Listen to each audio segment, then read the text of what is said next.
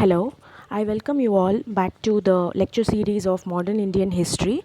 I am following the Spectrum to revised 2018 edition. Now the chapter is about making of Gandhi, which is on page number 312 of the edition that I am using. Kindly use the Spectrum for all these lecture series. I will not be providing any extra PDFs, so it does not add up to your studyings. Just make the complete use of the resources that we have. So as we start the first topic, the chapter starts as era of mass nationalism. There was mass nationalism from 1919 to 1939.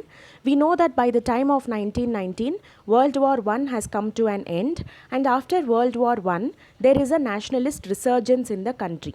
Why is there nationalist resurgence? What do you mean by resurgence? Resurgence means there is increase of nationalistic feeling in the country. Why? Because of there are four reasons: post war economic hardships, expectations of political gains for cooperation, in what cooperation in the war, and third one is national disillusionment with imperialism worldwide. Fourth one is the impact, sorry, the spelling is wrong, impact of Russian revolution. So the first one, post war economic hardships.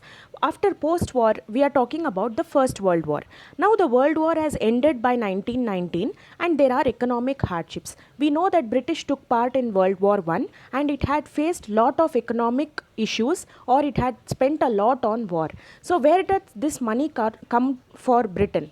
It will come from its colonies only. India was one of its colony. So all the money was taken from the people. People were taxed heavily. So now after the war also, government just cannot reduce the taxes that they have increased, because they want to gain from the revenue from people. So definitely there will be lot of increase in the prices of the commodities that people will buy, and also there will be a lot of unemployment also now. So what are these hardships? First is, what did the industry face? The industry faced recession. Workers and the artisans, they faced unemployment. The soldiers had left the country way before war. Okay, now they have come to a country which was having very less independence. At least when they had left, our country had little better independence, but now when they came, they had seen a country which was even lesser independence. They also started telling the people about how the war will happen and everything. Fourth one is educated urban class. These people who were there in the urban areas, who were educated, they were also facing problems of unemployment and racism. Second reason is expectation of political gains for cooperation in the war. Now people were, what did these moderates and extremists also think? They thought that if we support British in this world war, they will give back that country to us like we want, or they will accept our demands. But what happened after the war? They saw that they have no idea of giving anything to us. This caused disillusionment, or you can say this political gains that people were expecting, because they supported British in the war, they did not get. Third one is nationalist disillusionment with imperialism worldwide. All the nationalist people, everybody saw that these big powers like Britain, Germany, and all these big powers, they always wanted to capture other countries and they wanted to rule. They have no idea of leaving these colonies. They have no idea of giving independence to these colonies. This became very clear in the Paris Peace Conference, that these countries don't have any intention to leave the colonies. Even if other person won in the war, they will just, the transfer of power will be there.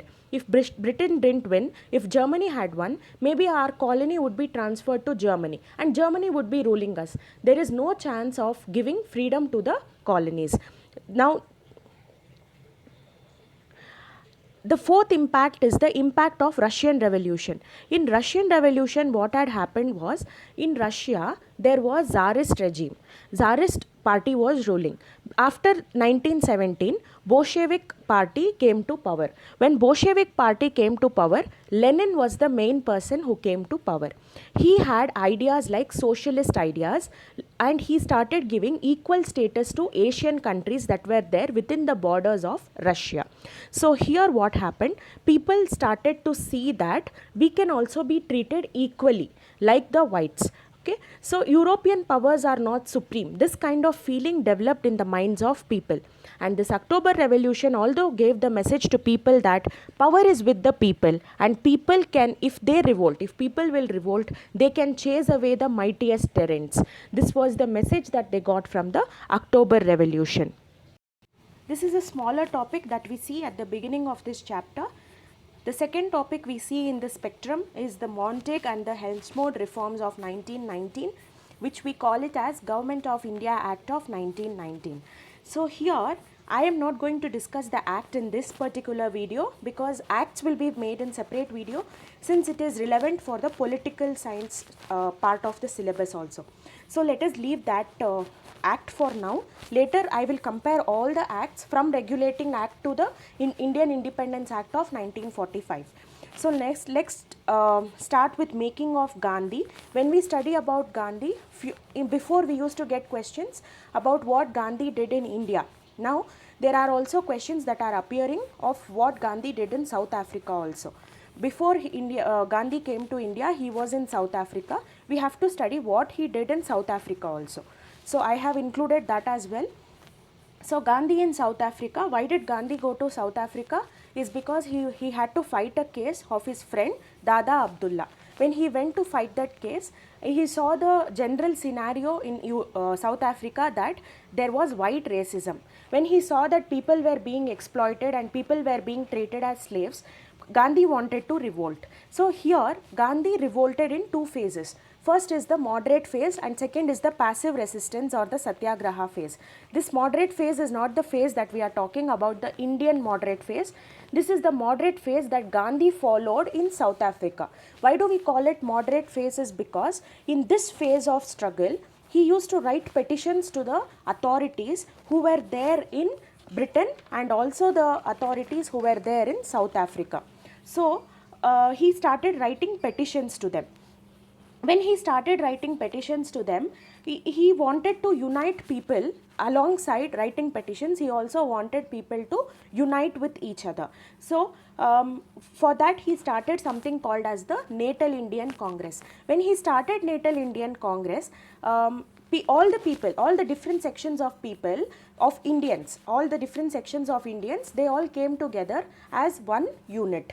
And he also started a newspaper in South Africa which is called as Indian Opinion. So it is important for us to know Natal Indian Congress was started by Gandhi, Indian Opinion also was started by Gandhi, but both were started in South Africa, not in India.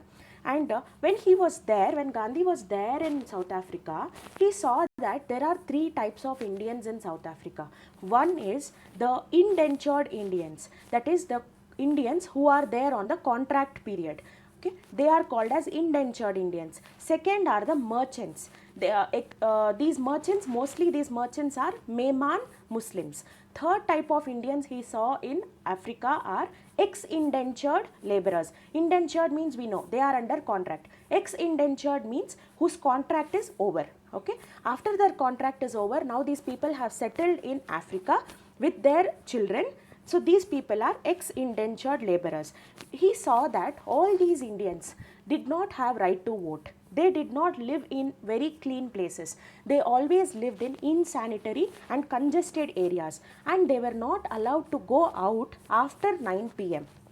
These were some of the restrictions that he saw that was there on Indians who were in South Africa. So after he saw that, after the moderate phase of 1894 to 1906, he saw that there was no response from any of the authorities. So he started passive resistance from 1906 to 1914. We know that he returned to India in 1915. So till 1914, from 1906, there was passive resistance or something we called as satyagraha. What did he do in this phase was, he fought against he did satyagraha against three types of inequality that he saw there. First is against the registration certificates. What are these registration certificates is, the people who are all Indians, they had to have a registration certificates with their fingerprint on it, and they had to carry it wherever they go. If they don't carry it, they will be punished. Okay, they had to carry this along with their fingerprints. It was like tagging an animal. It was like that. So this was not fair on the part of Indians. So he fought against that also. When he started fighting against that, the government arrested him. When government arrested him, people came to the streets and they started burning that registration certificates. These authorities were forcing the people to register, but people came onto the roads and they started burning up these registration certificates. Now they did one compromise because violence was going to happen, so they stopped all this campaign against the restrictions on the Indian migration.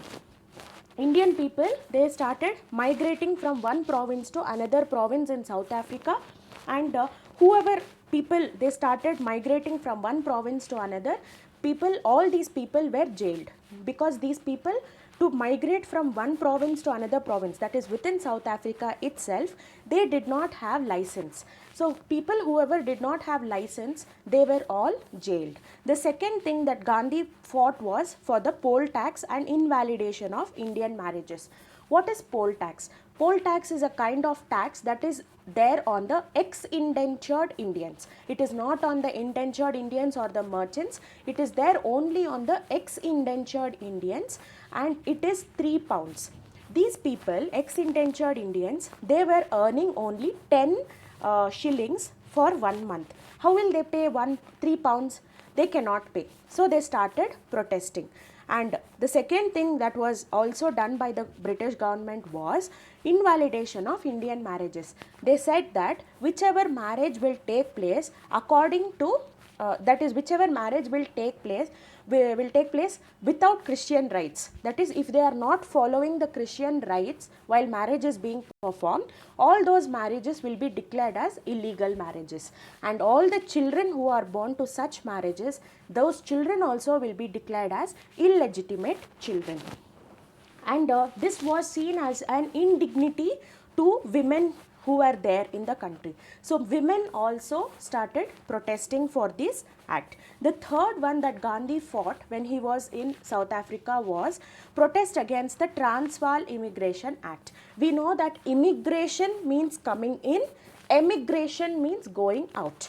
Okay, immigration, people started immigrating from Transvaal, from Natal to Transvaal. Natal and Transvaal are the places. People started moving from Natal to Transvaal. When they started moving, all these illegal, they were all declared as illegal because they did not have license, and this migration was declared as illegal, and they started jailing the people whoever crossed the province. And the main people who went on strike for this was the miners and the plantation workers. The miners here, I mean the people who work in the mines. Okay, miners and the plantation workers. Now when this got very severe, they had to fight for Indians' rights. So in India also we could see one revolt that happened, or protests that happened for the Indians who were staying in South Africa.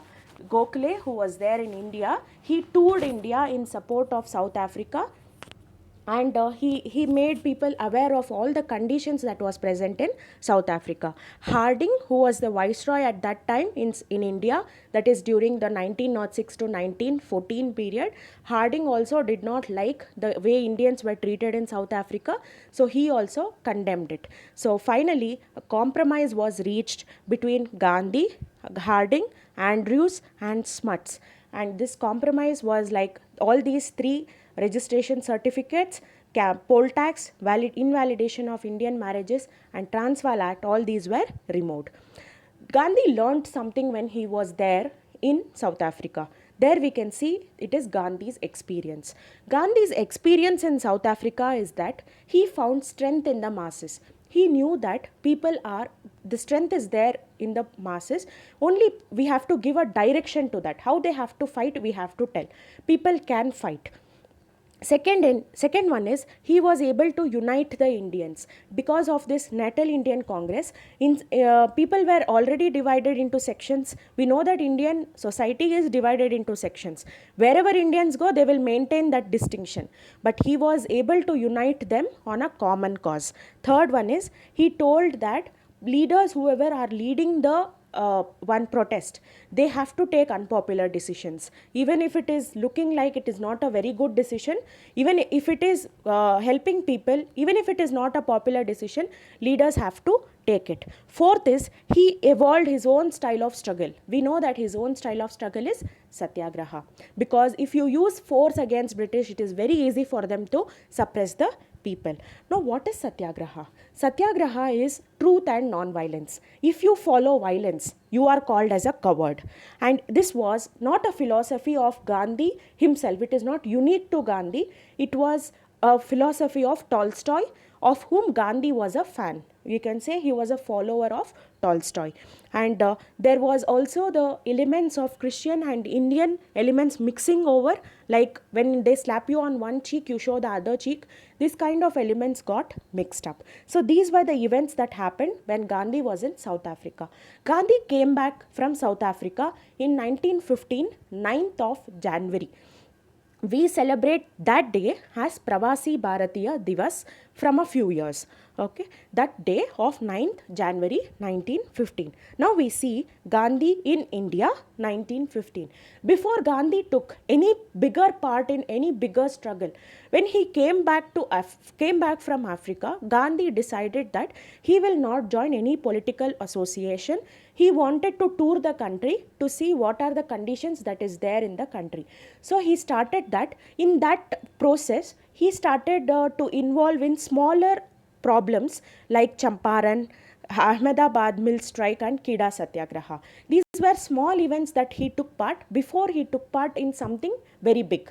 That is, something very big that he took part was the campaign against the Rowlatt Act, and after that comes the non-cooperation movement. Timeline, first when we know the what is Champaran, what is Ahmedabad, what is Kida, what is Rowlatt. When we know all this, let us know all the content of what is all this and then write a timeline. Okay, when we write a timeline, it will become very clear how we have to go about studying. First, we have to know what is what. Okay, so here what happened when Gandhi came to India was, before he took part in any bigger struggle, he wanted to tour the country. In that he did three things. When he came to India, he saw that there was two things that was there in India. Congress was there, Home Rule League was there. In Congress there were morely moderates people, and he knew that moderates are not very capable, and he also did not want to join the Home Rule League movement, because he was thinking that by the time he came, 1915 is when the World War I is going on. So he thought that it is not a good time to protest against the British now, because they are in war. So he thought he should not join the Home Rule also, and he knew the limitations of the moderates also. So he just kept quiet, he did not join anybody. And Gandhi was also famous in India. Not only educated people knew about Gandhi, even the normal general people also knew about Gandhi.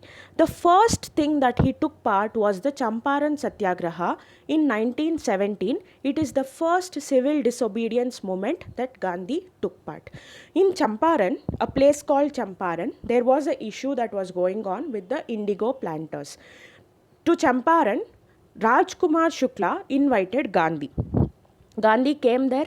He saw that there was indigo planters were there and they were having problem. What was their problem is, if they have 20 units of land, you think, they have to grow 3 units of indigo on that land. Out of 20 units of land, they have to grow indigo on the 3 units. So 3 of 20th of the land, they have to grow indigo. This is called as Teen Katya system.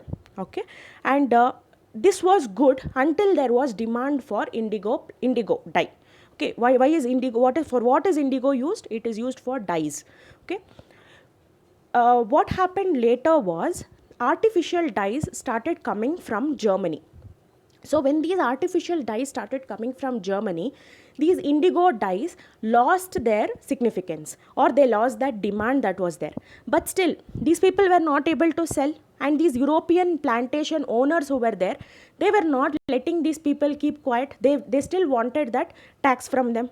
People were not having money to pay these taxes, so they started revolting, and they also did not have what happened is they did not have money to pay, right? And whatever produce they did on the other 17 units of land, that also they used to give it off to the British only, because they were not able to pay tax. So this was not a good condition that appeared. When Gandhi came, all these leaders who were there, the British ones, they told him to go back, but Gandhi did not go back. He was there. Later they saw that he is not going back, so they let him inquire into the indigo planters issue. They made a committee for the review, and they made Gandhi a member in it. So he went there, he spoke to the members, he got to know their problem. He told them that Teen Katya should be abolished. It is not a fair thing, and they have to also give compensation for all the dues that they have collected illegally. Now they have collected some dues, right? All this have to be returned to the people. So this they told. What happened? What is the result? Okay, result is compensation was given, but 100% compensation was not given. Only 25% compensation was given. And also these plantation planters who were there, these European planters, not the people working on land, people who are looking after, okay, who were collecting taxes, these people left. These people left because indigo was no more relevant for them, so they left that place. Second thing that Gandhi took part was the Ahmedabad mill strike that happened in 1918, which was the first hunger strike. What happened in Ahmedabad mill strike is there was a cotton mill. There was an issue between the cotton mill workers and the owners. And these cotton mill workers, they wanted a wage hike of 50%. Okay, 50% they wanted wage hike, because plague bonus was also discontinued for them, and after war the prices also had increased of all commodities, so they wanted 50% hike in their salary. But these mill owners were ready to give only 20% hike. So these people, all these workers, they went to a person called as Anasuya Sarabhai, who is also called as Anasuya Bain. This person is the sister of Ambalal Sarabhai, who is one of the mill owner of the mill owners of that cotton mill. Okay, he is the member of Ahmedabad Mill Owners Association. So they went and approached that person, Anasuya Sarabhai. Anasuya Sarabhai intimated Gandhi to come over and to solve the problem of these mill workers. So Gandhi came there and he told that, okay, these people are asking for 50% hike. Owners are ready to give 20% hike. So let us make a compromise and give a 35% hike. And this 35% hike was decided by a tribunal that was set up. So here there is one more important point to note, is that Ahmedabad Mill Owners Association was formed in 1891. Okay, Ahmedabad Mill Owners Association was formed in 1891, and Ahmedabad Textile Labour Association was formed in 1920. This was formed by Anasuya Sarabhai only. Okay, it was formed much later. So if they ask you for a chronology kind of question, this is very important to remember. The third thing that Gandhi took part was the Kheda Satyagraha in 1918. That is the first non-cooperation movement that happened in India. What happened in Kheda, that place called Kheda, is that there was crops that had failed. Because of that, crops had failed, and there was a rule, that is in the revenue code, there was a rule that if your produce is less than 1/4 of the normal produce, that is if it is less than 25%, you need not pay any tax. Remission will be there. And these people from Gujarat Sabha, they wrote to the revenue department and they told them that, sir, our produce is less than 1/4, so we are not paying the taxes. But government didn't listen to them. They told them, if you don't pay, property will be seized. And they also started seizing the property of people who did not pay the taxes. Gandhi went to that place. He told the people, do not pay taxes. And he also was joined by another renowned person here called as Sardar Vallabhbhai Patel. Okay, he was joined by him in this struggle. So what happened at the end? Here what happened was, there was no tax. The government declared that this year don't pay tax. Okay, you need not pay. Next year they will reduce the tax. This year they are telling, this year don't pay. Next year they are reducing the tax, and they also returned all the confiscated property. What are the gains of all these three things. The gains or the what is the positives of all these three things is that Gandhi saw that Satyagraha is a very good technique. Because of Satyagraha only, he saw success in three things. So he felt that Satyagraha is a very good technique. Second is Gandhi got the respect of youth. All the youth started respecting Gandhi. Third thing was he found himself among the masses. We know that these moderates, extremists, revolutionaries, everybody is fighting their own way. They are not involving the common people at all in their struggle. But Gandhi, he started with the masses. He started with the common people only fighting. So people also felt like he was people's leader kind of feeling people had got. So this was one more plus to involve them later in some bigger events that were to happen. After this, there is something that will happen called as the Rowlatt Act, which will be passed, and because of that there will be a Jallianwala Bagh massacre. I don't want to make the video very long, so we'll just stop it here, and I'll tell you the last one point that it is very important here. When you are studying these satyagrahas or any events, smaller events, you always have to know who is the local leader there. Like in Champaran, the local leader was Rajkumar Shukla. What is the reason for the Champaran satyagraha to happen? It is the indigo plantation, Teen Katiya system. So what is the result? There was compensation was given, but only 25% compensation was given. Okay, that result, these three things, if you know broadly, you can answer questions. Okay, you will be very comfortable in answering questions. You need not go into a lot of detail about studying these. So next video will be about the Rowlatt Act and Jallianwala Bagh massacre. Okay, kindly watch it on different speeds. Okay, if you are just revising, just go on different speeds. I'm not giving you content, I'm not giving you any extra content or PDFs because I don't want to add another resource to your already existing resources list. So please make use of the spectrum efficiently. Okay, thank you.